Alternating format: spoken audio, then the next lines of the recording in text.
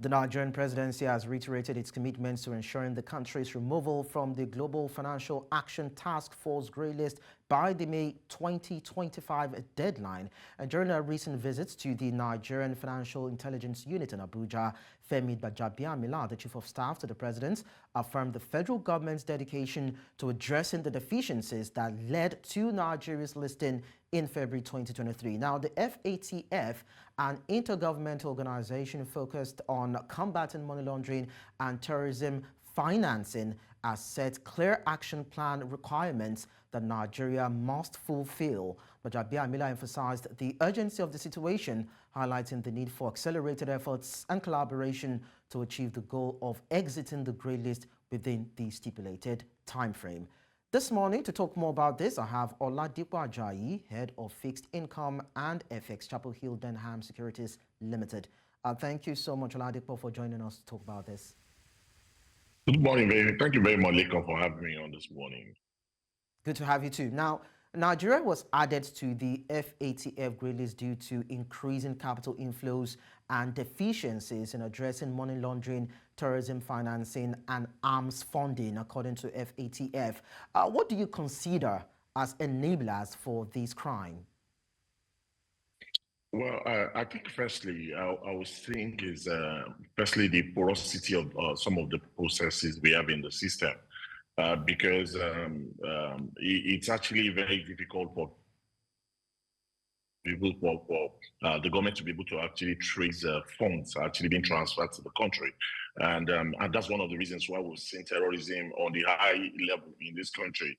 At the time, sometimes, some years ago, there was an allegation somewhere in Dubai that the funding of terrorism is done from outside the country, and some Nigerians are even very much aware of it. And sometimes it bothers Nigerians to feel that there are people funding this thing, but the government has found it very difficult to be able to actually locate these people or actually cut off the avenue at which some of this funding has been coming into the country. And when you look at the issue of terrorism as well, you notice that for a long time, this thing has lingered too long. It simply means that there are particular organization or cartel of people actually funding these activities. And one of the ways to actually cut it off is to ensure that there's no funding for them. There's no way that these people can actually get access to fund.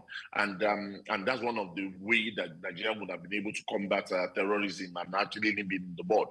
But because our processes, our system is actually very porous, it will be finding it very difficult to actually be able to actually do that. And that's one of the reasons why FATF actually enlist us on the grey list, and because they've come to understand that we are finding it very difficult to actually combat some of these capital inflow to the country, because funds are coming to the country, but you don't actually, we are unable to decipher which ones are for investment and which ones are not for investment, for other things that are not so good for the country. And I feel that these fall within the purview of the NFIU, the EFCC, and the central bank together to be able to actually do these things. And I think they are currently wake up to the call. And the fact that the chief of staff also actually visited and also threw his support behind these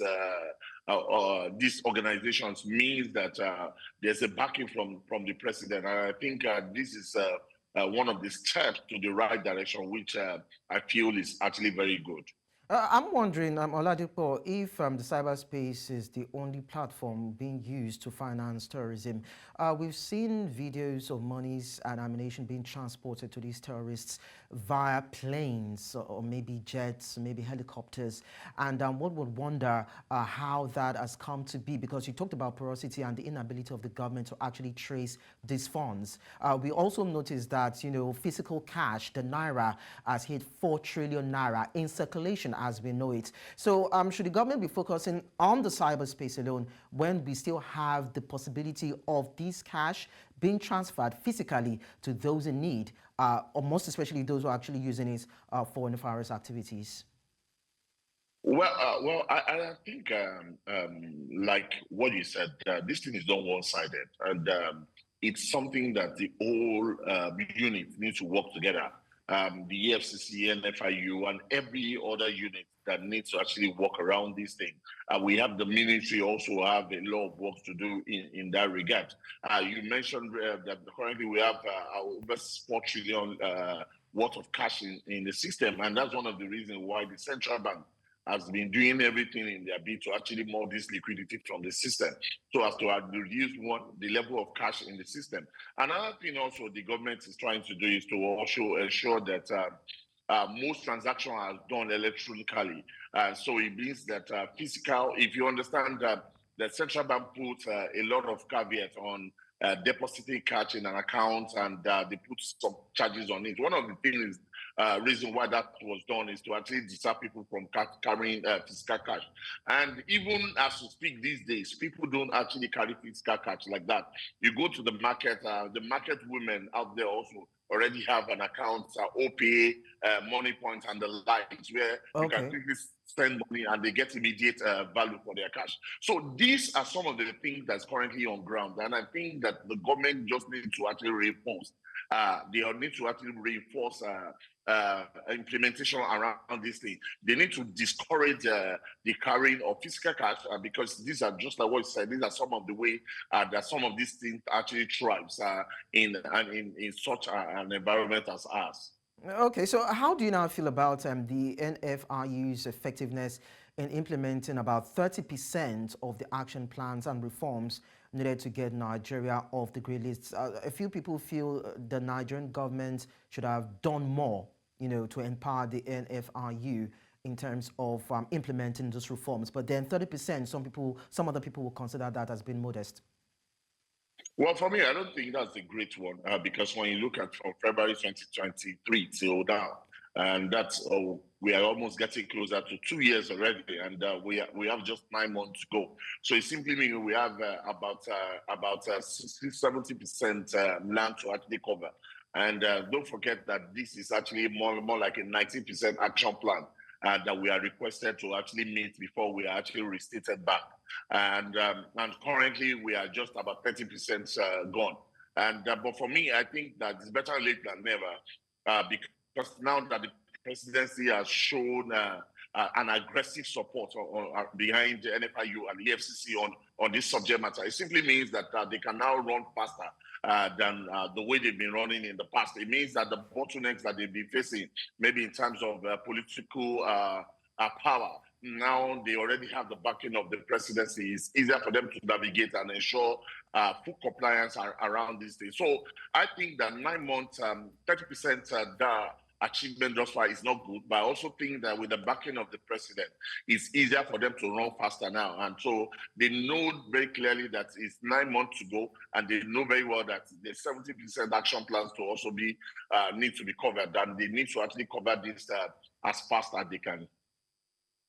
So let's consider a few challenges that the Nigerian government with all this apparatus might be facing. Let's talk about the crypto space.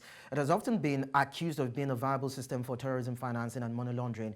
Now, help us understand how challenging this could actually be, in your opinion, and probably there are any sort of adaptations that the NFIU can get familiar with in this, of course, fast-changing technological landscape, especially when it comes to cybercrime? Well, when it comes to the crypto space, a lot of transactions are not traceable, because it's more like a blockchain system. And so what the government needs to do is to also get themselves abreast with the happening around and find a way to actually cope such. And you notice that the NFIU Bakari actually mentioned something in that regard as part of the challenges they are facing. And what they are currently doing is to ensure that they upgrade their skills and ensure that also they upgrade the software at which they use currently to actually monitor some of these activity. And don't forget that this is not only peculiar to Nigeria. When you look at crypto space, this also is a global issue. So we need to actually learn from advanced nations. How have they been able to actually ensure that even with what is happening in that space, it's not detrimental to the security of their own economy and of their system. So we also need to learn that. It means that we also need to train and retrain our staffs to ensure that they are abreast of the situation. And like I said, one of the things that happened recently when the Binance executive were actually arrested, and I think it's one of the things that I feel will also help NFIU and EFCC in that regard. It also is a sign that the government is actually behind them. The government is also in support of the activity, and this will give them room to actually be able to work faster than they've been working in the past. So I feel that we need to actually train ourselves. We need to upgrade our system to ensure that the current system can actually track and curtail some of the activity that is happening in that realm. Because no matter whatever is happening in that realm, there's also a way to actually counter it. And I think that's what we need to actually look into. Well, of course, we know that even the advanced worlds are still struggling with this. Remember the story about the FX cryptocurrency and Bankman Fried. Of course, a lot of money was said to have been swindled by that particular individual. But then let's look at other areas now. Let's look at Nigeria's financial system, be it traditional banking or fintech. These, two sub-parts of the industry have also been said to be porous when it comes to tackling cybercrime. There have been stories about insider jobs and those who actually enable these monies to be laundered. Now, can any form of sanity be brought into the system, probably with the help of the CBN, because we talked about the Apex Bank a while ago?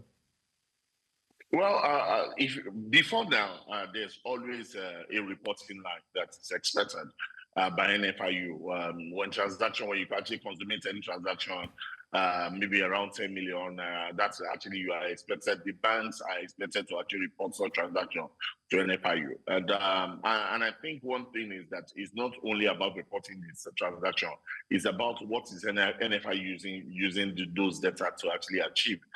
Because I'm not sure most people are getting calls or they are getting inquiries around the level of transaction they've been consummating in the banking system. Because if that is done one way or the other, that would deter to a great extent the level of movement of cash around that we've been seeing in the past. And just like what you said, I'm sure one or two people have been actually accused in that regard in the past. But what we need to know is that what has been the punitive action taken around such individual. Because if you don't actually punish people for an offense, of course, other people will see it as an opportunity for them to actually continue in that stripe and be able to use that opportunity to actually make money or enrich themselves. And I think that the government needs to actually be strong around this. The government needs to ensure that there's an aggressive punitive actions around such people. And most especially for banks as well, there must be punitive actions around banks as well that are found indulging in such, because banks are actually expected to actually report transactions in that regard to NFIU. And funny enough, it's not only transactions that is around 10 million. Is there any other transaction that is that you suspect to not be an ordinary transaction? So it's not only about the amount. Sometimes there's transaction you suspect that you feel that this is unusual. You are expected to actually report such transaction to NFIU. And I think with the synergy between NFIU and EFCC now, it should be a better ground for them to actually cover fast cover faster. What they need to do is to actually start looking into some of these books and to ensure that there's sanity in some of the books. And also on the part of the central bank, we'll see a situation whereby the central bank sends supervisors to bank to look into their books, to check that the activity, to ensure that they are in compliance with all the regulatory requirements. And I think some of these reports needs to be scrutinized again to see if there's any banks falling short of any of these things. And if there's any bank found one thing, the central bank needs to ensure that they actually ensure that there's a punitive action against such bank.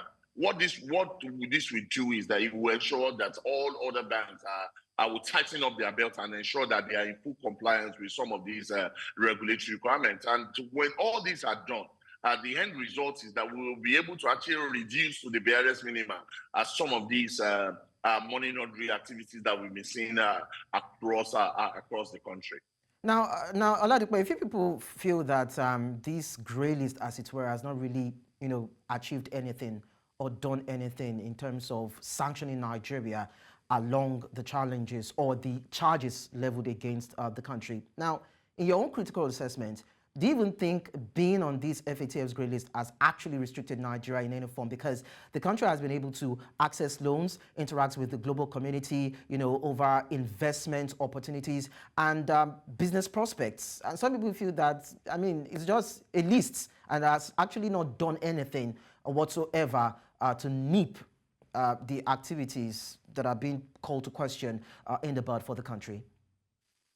Well, if you look at it critically, the grey list, we have about 21 countries on that list as we speak. And the grey list is a precursor to the blacklist. And so currently the grey list is more like a warning list. It's a list that is telling you that, oh, you need to do this and this and this and this to actually sanitize your country.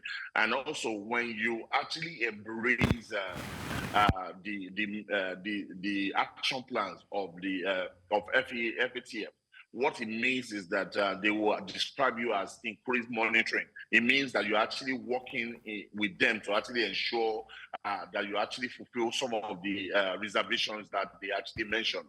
But where the problem lies is when you actually get yourself moved into the blacklist. As we speak, we have just only 3 countries in blacklist. We have Iran, we have Myanmar, and we also have democratic, that is North Korea, also in that list. And the problem of getting to the blacklist is the fact that when you're on the blacklist, it is not easily for you to actually move out of the blacklist because of the peculiarity of that list. And what that will mean to your economy is that it means that you will actually lose a lot of investment. You will lose both foreign portfolio investment and you lose both foreign direct investment. So it simply means that a lot of people will be weary to actually move their fund to your client because it simply means that your client is not safe for investment because of the level of money laundering activity, terrorism financing, and the likes that is actually being perpetrated in the environment. Okay. And this is not the kind of situation Nigeria want to find themselves. A country that's currently still battling, actually stabilizing the FX market. So it's not a time that you want to now start seeing capital reversal, which will put further pressure on your FX market. So I think what we are doing is a warning. Is a warning list to Nigeria, and we don't want to go beyond this list. Okay, so let me quickly put you on the spot now. The NLC president, Ajayi, was indicted by the Nigerian police, talking about criminal conspiracy, terrorism financing, treasonable felony, cybercrime. Let me be very, focal on that. Now, do you consider this approach as being potent when it comes to helping Nigeria deal with the issue around cybercrime and getting it off the grey list? Well, for me, I think that it's one way or the other. It's actually a way to actually tell the whole world.